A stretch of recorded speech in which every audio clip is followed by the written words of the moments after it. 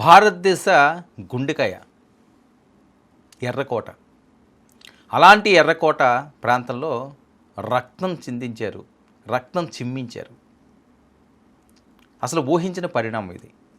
భారతదేశం రగిలిపోతుంది, కోట్లాది మంది ఆగ్రహంతో ఊగిపోతున్నారు.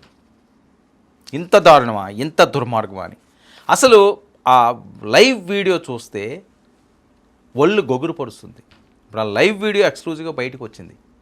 ఎర్రకోట దగ్గర లైవ్ వీడియో, పేలుడు live video, minute to minute scene.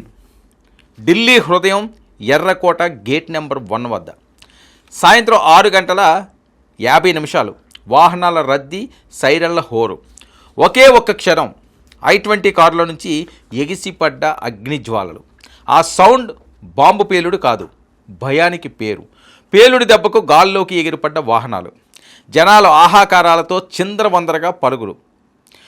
Live ఫీల్డ్లో లాక్ అయిన క్షణాలు సీసీటీవీ ఫుటేజ్ దొరికిందండి. లైవ్ ఫీల్డ్లో ఏముంది, అసలు ఫీల్డ్లో ఏమైంది? ఇక కొత్త కోణాల్లో ఆ బ్లాస్ట్ రికార్డ్ అయ్యింది. కెమెరాలు ఆగిపోయాయి, కానీ పేలుడు దెబ్బ మైండ్లలో మాత్రం రీప్లే అవుతూనే ఉంది. ఫ్రేమ్లో మంటలు, పొగ, కేకలు, గందరగోళం. ఒక్క పేలుడు 25 వాహనాలు బొగ్గి, 22 కార్లు, 2 ఈ-రిక్షాలు, 1 ఆటో అన్నీ అగ్నికి ఆహుతైపోయినాయి, బూడిదైపోయింది. అంటే సుమారు ఒక 30 వాహనాలు కాలి బూడిదైపోయినాయి. అంటే అది ఎంత విస్ఫోటనం!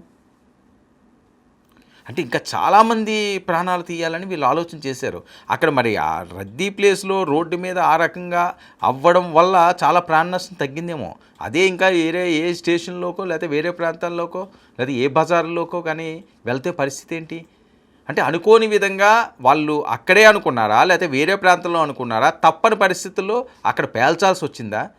ఆ వీడియోలు చూస్తుంటే వణుకు పుడుతుంది. ఇంత భయానకంగా ఉంటుందా?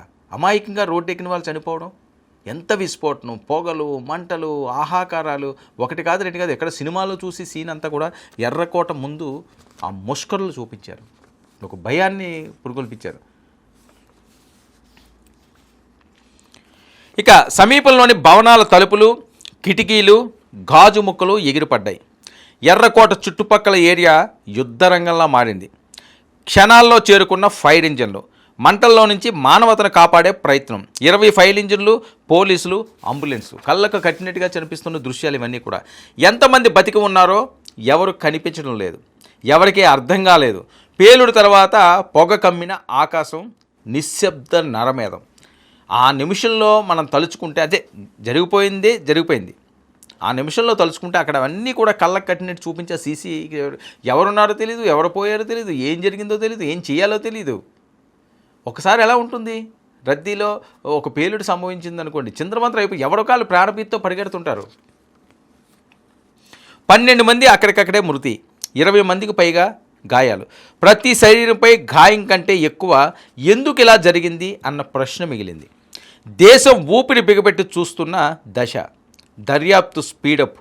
కేంద్ర నిఘా, NIA, ఇంటెలిజెన్స్, రా, CBI, లోకల్ పోలీస్ సంయుక్త ఆపరేషన్లు.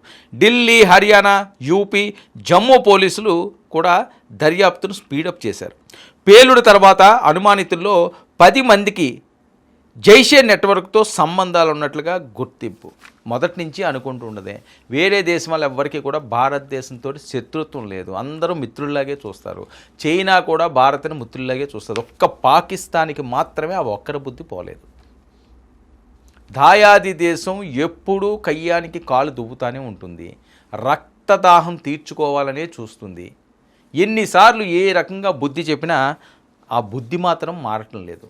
ఇంకా మాటలు కాకుండా ఇంకా పూర్తి స్థాయిలో చేతలు మాత్రమే వాళ్ళకి చూపించాల్సిన సమయం ఆసన్నమైందా? లేకపోతే ఎంతమంది ప్రాణాలని ఈ రకంగా వదులుకోవాల్సి వస్తుంది? ఎప్పటి నుంచి సంబంధాలు ఉన్నాయో ఆరా. సూత్రధారి జైషే మహ్మద్. ఇక దర్యాప్తు ఏజెన్సీల అనుమానం బలపడింది. ఇది పేలుడు కాదు, ప్లాన్డ్ టెర్రర్ ట్రైల్.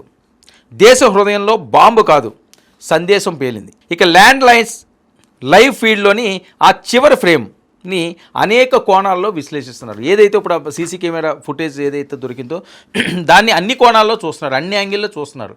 ఎలా వచ్చింది ఇది, ఎక్కడ ఎవరు చేశారు, ఎవరై ఉంటుంది, ఏ యాంగిల్ నుంచి అది వచ్చింది, ఆ పేల్డ్ ఎలా సంభవించింది, ఎక్కడి నుంచి ఆ పేల్డ్ వచ్చింది, ఇవన్నీ కూడా మొత్తం లాగుతున్నారు.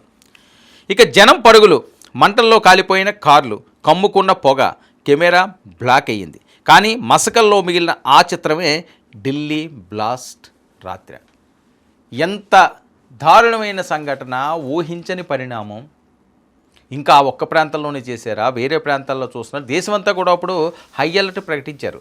మరొక దాడి జరిగే అవకాశం లేదు, దాడి చేయాలనే ఆలోచన వచ్చినా వాళ్ళు బతికి బతకట్లేరని. ఏదైనప్పటికీ కూడా సంచలనాలను రేపుతుంది. భారతదేశం అంతా కూడా విస్తుపోయేలా చూస్తున్న ఆ వీడియో లైవ్ ద్వారా చూస్తే ఒక్కసారిగా ఒక భయానకంగా ఉండే పరిస్థితి. ఎక్కడ ఎవరు ఎట్నుంచి ఏం చేస్తారో అనే పరిస్థితి. ఈ భయం ఎందుకు భారతదేశానికి ఉండాలి? పాకిస్తాన్ లాంటి దేశం భారత్ని భయపెట్టగలదా? భారతీయుల్ని అన్యాయంగా వచ్చి చంపుతుంటే చేతులు ముడుచు కూర్చుంటామా? ఇంకా కూర్చోవలసిన అవసరం ఉన్నదా?